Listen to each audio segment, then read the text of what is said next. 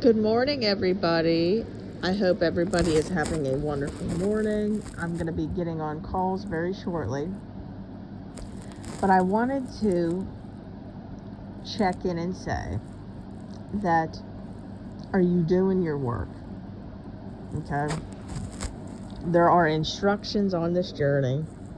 This journey is not meant to just sit, in the corner and say you're waiting on God. I tell you guys all this all the time. God is waiting on you.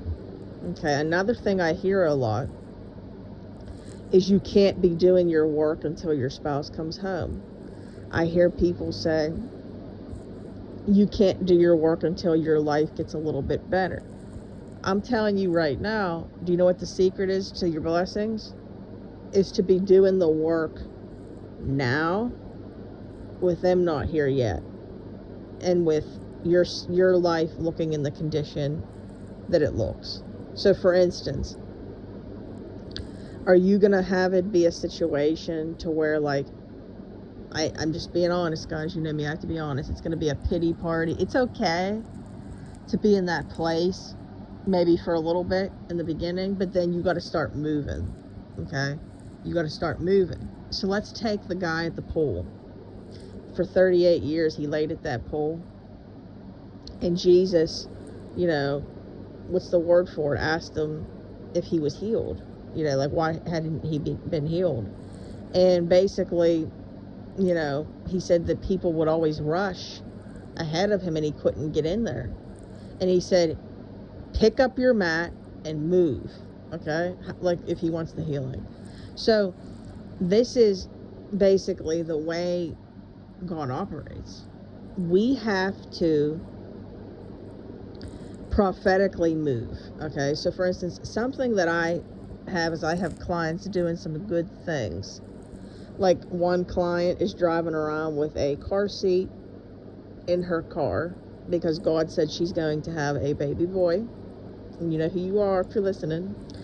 I have another client that is for kingdom marriage, and they have the rings ready. I have another client, actually, this is actually cool. I have another client who already was married, but they have new rings ready to go. I have people that have Bibles at home ready to go. I have people clearing out the closet.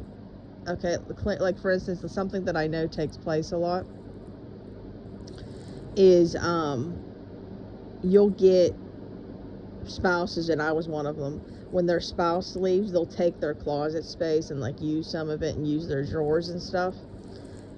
Empty those out if you did that, and have their stuff ready. Have a new toothbrush ready. Okay, you got to get ready. These are prophetic ways to exercise your faith.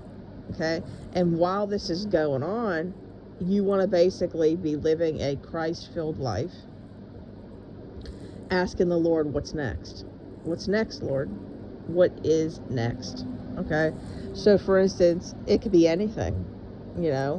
Maybe the next thing he wants you to do is work on your pride. Maybe the next thing he wants you to do is work, on your fear and your panic and your anxiety and doubt.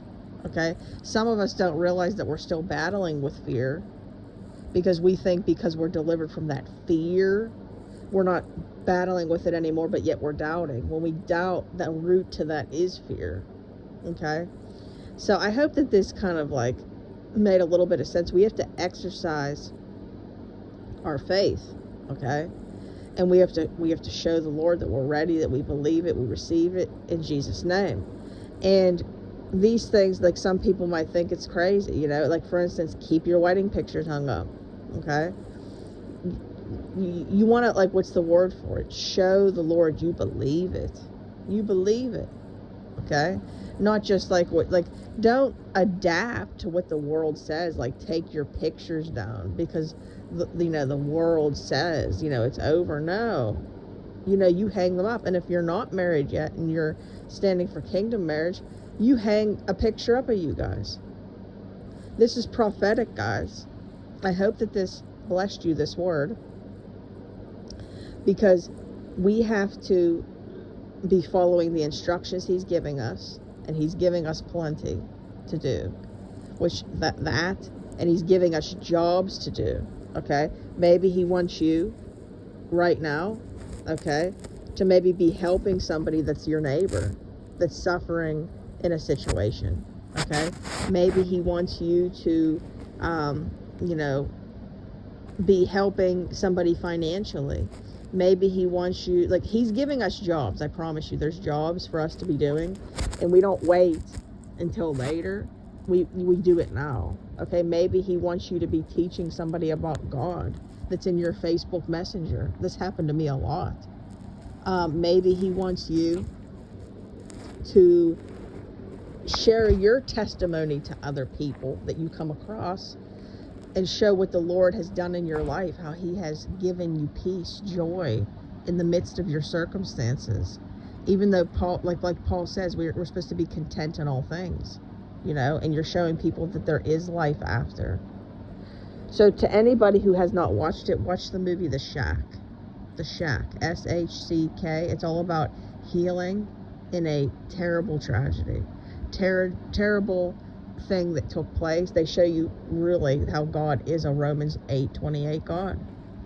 So I hope that this word blessed you. If you would like to book a one-on-one call with me, you can email me at deadmarriagesredeemed@gmail.com. I repeat, deadmarriagesredeemed@gmail.com. My prices are very affordable. Come on over to our Facebook support group. We would love to have you. Dead Marriages Redeemed. All right, guys, you have a good day. If you could, please like the video. It helps me out big time. And again, don't do this alone, guys. Don't do this alone. Come on over to the support group. Join the family. If you haven't already subscribed to the channel, we'd love to have you. And if you're new here, welcome to you all. All right, guys. Shalom.